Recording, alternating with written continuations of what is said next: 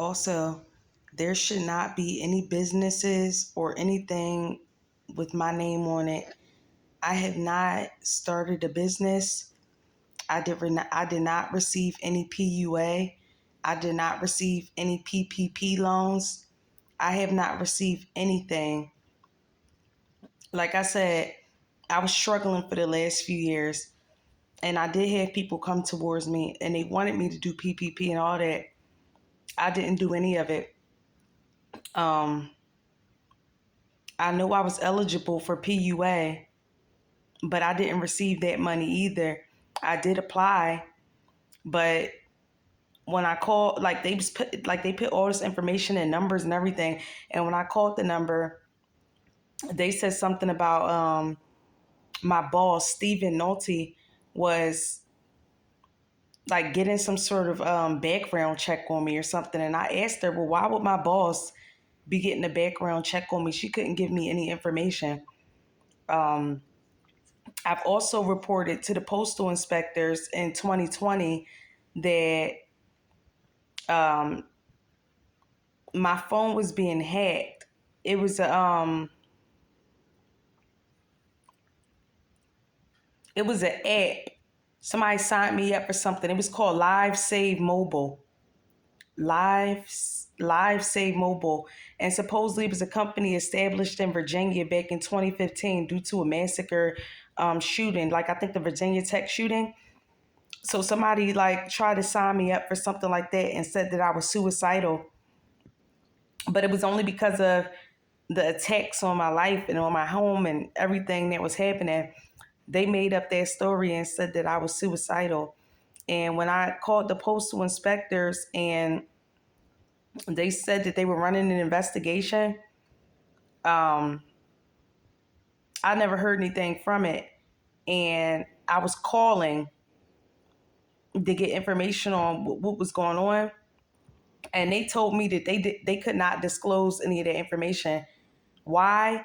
Because it had to be somebody at a higher authoritative position to do something like that. 226 on the phone, somebody who was higher up, which means they would have had the money to pay to get it all ceased or something like that. They didn't give me no information on that. So still, that's defamation of character to say that I was suicidal. My boss, Andrea Caracciolo, even lied and said something about me saying that I was going to set the place on fire. And, when she first met me, she was real rude and she was ignorant to me. But when we was in the seat, she kept pulling me in her office. And one of the comments that she made to me is, she said, I can't wait to get you out of your seat. And I told her I'll have you out of your seat before you have me out of mine. And I called HR and had a work report on her. She left the office or whatever the case may be, but she's been coming in and out of that office, God knows doing what, but she's been wanting to make me pay because of that. She really couldn't stand me. And she had like people in the office who was like her little minions. And I think she had them like trying to get information on me. And I know that none of them would admit to it because that's just not who they are. People don't tell the truth. They more so worried about payouts and money and what they could get opposed to another human's life and how they can help them.